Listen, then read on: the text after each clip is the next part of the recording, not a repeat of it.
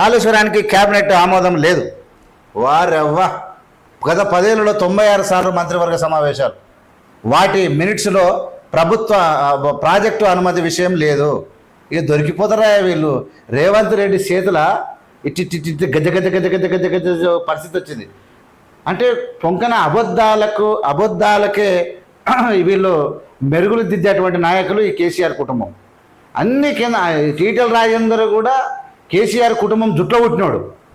వీళ్ళు ఏం చెప్పారు? అన్నీ క్యాబినెట్ ఆమోదం ముందే జరిగినాయని చెప్పాడు.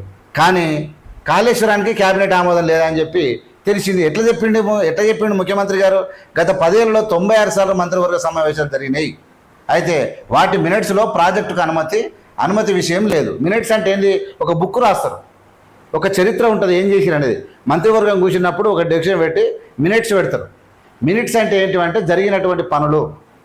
ఇలా మీటింగ్ ఎంతమంది వచ్చారు, దాని ఉద్దేశం ఏంది, అంత కూర్చున్న మంత్రులందరూ కలిసి ఏం నిర్ణయించారు, ఆ నిర్ణయాలు ఏం చేయాలి, ఎట్లున్నాయని చెప్పి రాస్తారు. ఆ బుక్లో ఎక్కడ కాళేశ్వరం సంబంధించి లేదు. ఇక అయిపోయింది అంటున్నా. ఇక ప్రాజెక్టును అనుమతి విషయం లేదంట. మినిట్స్ను 30 లోపు కమిషన్కు అందజేస్తామని చెప్పారు.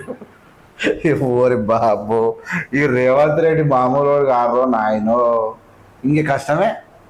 మొత్తం ఆధారాలు అంటున్నా, ప్రూఫ్తో సహా. వాట్సాప్ డిలీట్ చేసి వాళ్ళు జబ్బలు దరుచుకోరు, హార్డ్ డిస్కులు వలగొట్టి మూసినది లేచిర్రు. కాళేశ్వరానికి క్యాబినెట్ ఆమోదం ఉందని చెప్పి ఇట్లా మినిట్స్ బుక్లలో ఏడలేదు. 30 లోపు కమిషన్కి అందజేస్తామని చెప్పారు. ఇక ఏం చేస్తారు వీళ్ళు?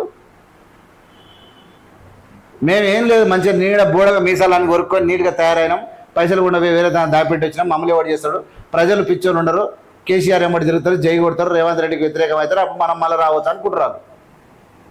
కానీ అసలు విషయం తెలియదు.